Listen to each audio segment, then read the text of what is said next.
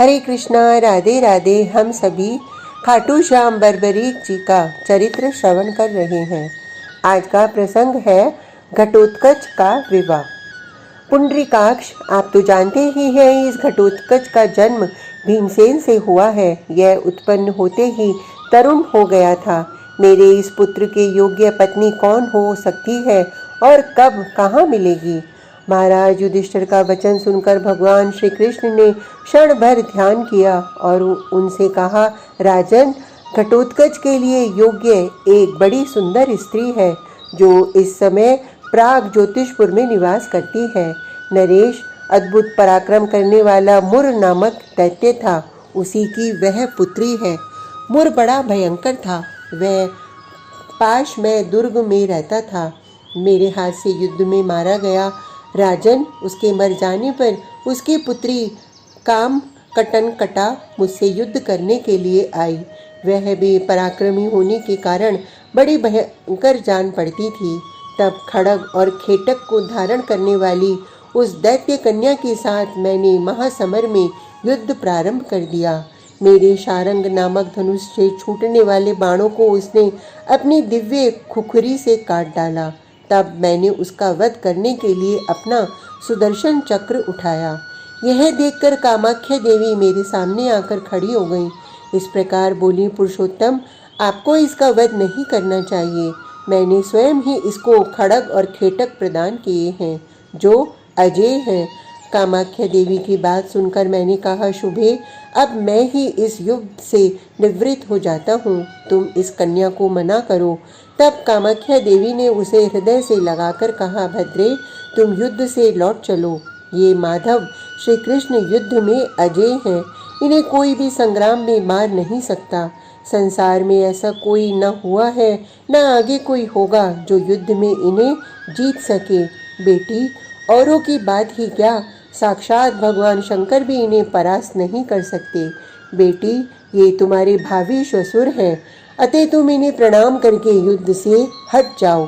यही तुम्हारे लिए उचित होगा। तुम इनके भाई भीमसेन के पुत्र वधू होगी।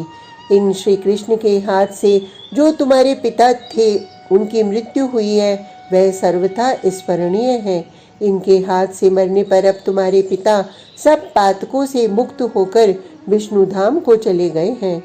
भारत, कामाख्या देवी के ऐसा कहने पर काम कटन कटा ने अपना क्रोध त्याग दिया और विनीत भाव से मुझे प्रणाम किया। तब मैंने उसे आशीर्वाद देकर कहा, बेटी, तुम भगदत्त से सम्मानित इस नगरी में निवास करो। यहाँ रहकर तुम वीर हिडिंबा कुमार को पति रूप में प्राप्त करोगी। राजन, इस प्रकार आश्वासन देकर मैंने कामाख्या देवी तथा मौरवी मुरपुत्री को विदा किया। वहाँ से द्वारका होता हुआ मैं आपके पास आया हूँ। राजन, वही सुंदरी कन्या घटोत्कच के लिए योग्य स्त्री है। राजन, मैं उसका ससुर हूँ, इसलिए मेरे द्वारा उसके रूप का वर्णन करना उचित नहीं। राजन, साधु पुरुष के लिए यह कदापि उचित नहीं कि वह स्त्रियों के रूप सौंदर्य का वर्णन करे। राजन, एक बात और सुन लीजिए। उसने प्रतिज्ञा कर रखी है कि जो मुझे किसी प्रश्न पर निरुत्तर करके जीत ले और जो मेरे ही समान बलवान हो, वही मेरा पति होगा। राजन, यह बात सुनकर बहुत से दैत्य और राक्षस जीतने के लिए गए, किंतु मौरवी ने उन सबको मार डाला। यदि महापराक्रमी घटोत्कच ऐसी वीर मौरवी को जीतने का उत्साह रखता हो तो वह अवश्य ही इसकी पत्नी होगी। प्रभु, उसके इन गुणों से क्या लाभ जब उसमें एक ही महान अवगुण भरा हुआ है। उस दूध को लेकर क्या किया जाए जिसमें विष मिला दिया गया हो। यह बेचारा घटोत्कच तो अभी शुद्ध वाक्य बोलना भी नहीं जानता। जनार्दन, देश देश में बहुत सी स्त्रियां हैं, उन्हीं में से किसी उत्तम स्त्री को बतलाइए। भीमसेन बोले, भगवान श्री कृष्ण ने जो बात कही है वह अनेक प्रयोजनों को सिद्ध करने वाली सत्य और उत्तम है। मेरा तो विश्वास है घटोत्कच शीघ्र ही मौरवी को प्राप्त करेगा। अर्जुन ने कहा, हरे, कामाख्या देवी ने मौरवी से कहा है, भद्रे, भीमसेन का पुत्र तुम्हारा पाणी ग्रहण करेगा। इस कारण मेरी राय है कि घटोत्कच शीघ्र ही वहां जाए। भगवान बोले, मुझको अर्जुन व भीमसेन की बात पसंद है। हिडिंबा कुमार बोलो, तुम्हारी क्या राय है? घटोत्कच ने कहा, पूजनीय पुरुषों के सामने अपने गुणों का वर्णन उचित नहीं। सूर्य की किरणें और उत्तम गुण व्यवहार में आकर ही प्रकाशित होते हैं। मैं सर्वथा ऐसी चेष्टा करूंगा जिससे मेरे पिता पांडव मुझ पुत्र के कारण सत्पुरुषों की सभा में लज्जित न हो। यों कहकर महाबाहु घटोत्कच ने उन सबको सादर प्रणाम किया। पितरों का आशीर्वाद लेकर उत्साह संपन्न हो वहां से जाने का विचार किया। तब भगवान श्री कृष्ण ने उसकी प्रशंसा करके कहा, बेटा, कथा कहते समय विजय की प्राप्ति कराने वाले मुझ श्री कृष्ण का स्मरण अवश्य कर लेना, जिससे तुम्हारी दुर्भेद बुद्धि को अविलंब बढ़ा दूंगा।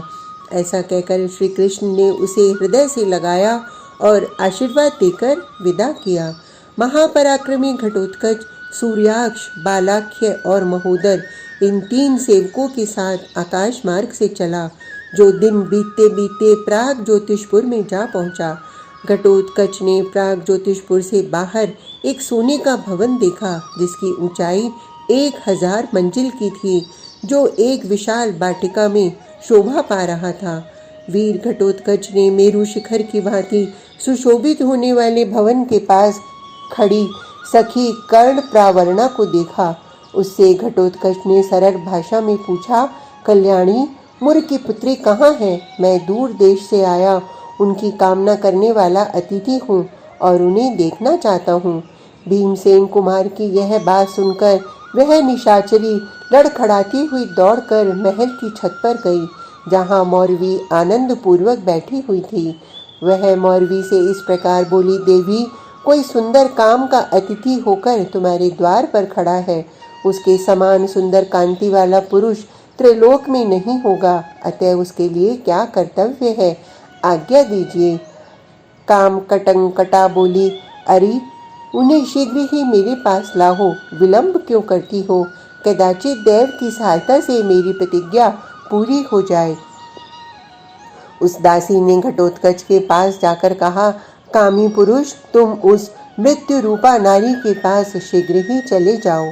सखी के ऐसा कहने पर घटोत्कच ने अपने धनुष को वहीं छोड़कर महल में जा उस विद्युत कांति के समान कांतिवान दैत्य कन्या को देखकर इस प्रकार सोचा, अहो, मेरे पितृ स्वरूप श्री कृष्ण ने मेरे लिए योग्य स्त्री को ही बतलाया है।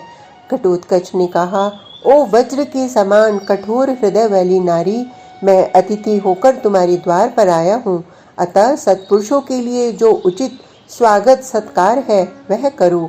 घटोत्कच की बात सुनकर उसके रूप से विस्मित हो अपनी निंदा करके मौरवी इस प्रकार बोली, भद्र पुरुष, तुम यहाँ से व्यर्थ आए हो, यहाँ से चले जाओ, जीते जी सुख पूर्वक यहाँ से लौट जाओ, अथवा तुम चाहते हो तो शीघ्र कोई कथा कहो। यदि कथा के द्वारा तुम मुझे संदेह में डाल दोगे तो मैं तुम्हारे वश में हो जाऊंगी। घटोत्कच ने भगवान श्री कृष्ण को स्मरण कह कथा कहनी आरंभ कर दी। देवी, मान लो किसी पत्नी के गर्भ से कोई बालक उत्पन्न हुआ, जो युवा होने पर जितेंद्रिय निकला। उस युवक के एक पुत्री हुई और उसकी पत्नी मर गई। पिता के द्वारा पोषित वह कन्या जब जवान हो गई तो पिता के मन में काम लोलुपता का भाव उठा। उस पापी पिता ने कन्या से कहा, प्रिय, तुम पड़ोसी की लड़की हो, मैंने ही तुम्हें पत्नी बनाने के लिए दीर्घ काल तक पालन पोषण किया है, अतः अब तुम मेरा अभिष्ट सिद्ध करो। उसके ऐसा कहने पर लड़की ने भी ऐसा ही माना। उसने उसे पति रूप में स्वीकार कर लिया। तत्पश्चात उस कामी गधे से एक कन्या उत्पन्न हुई। अब तुम बताओ, वह कन्या उसकी क्या लगेगी, पुत्री अथवा दौहित्री? यदि तुम में शक्ति और बुद्धि है तो मेरे प्रश्न का उत्तर शीघ्र दो। घटोत्कच के इस प्रश्न पर मौरवी ने बहुत विचार किया। उसे कोई तार्किक उत्तर नहीं सूझा। उसने शक्ति द्वारा परास्त करने के लिए झूले से उठकर जैसे ही हाथ में वरदत्त तलवार लेनी चाहिए, त्यों ही घटोत्कच ने बड़े वेग से उसका हाथ पकड़ लिया और केश पकड़कर उसे धरती पर गिरा दिया। उसके गले पर बायां पैर रखकर दाहिने हाथ में कतरनी ले उसके नाक कान काटने का विचार किया।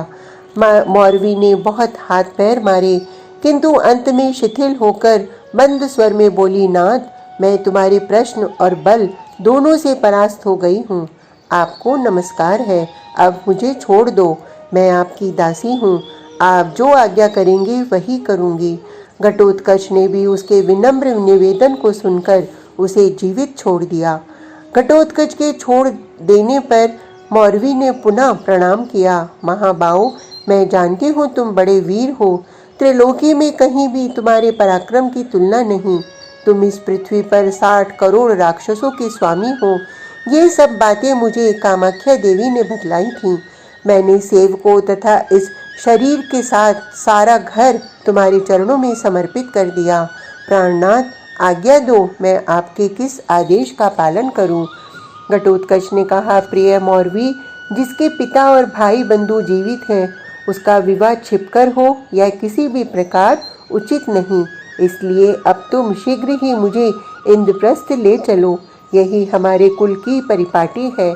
इंद्रप्रस्थ में गुरुजनों से आज्ञा लेकर तुमसे विवाह करूंगा। तदंतर मौरवी ने अनेक प्रकार की सामग्री ली, घटोत्कच को अपनी पीठ पर बैठाकर इंद्रप्रस्थ आई। भगवान श्री कृष्ण और पांडवों ने घटोत्कच और मौरवी का अभिनंदन किया। उसके बाद शुभ लग्न देखकर भीम कुमार ने मौरवी का पाणी ग्रहण किया। विवाह संबंध हो जाने पर राजा युधिष्ठिर ने घटोत्कच का पत्नी सहित आदर सत्कार करके उसे अपने राज्य को जाने का आदेश दिया। महाराज की आज्ञा को शिरोधार्य करके हिडिंबा कुमार घटोत्कच अपनी राजधानी हिडिंब वन को पत्नी मौरवी के सहित चला गया। आज का प्रसंग इतना ही। कल तक के लिए हरे कृष्णा, राधे राधे।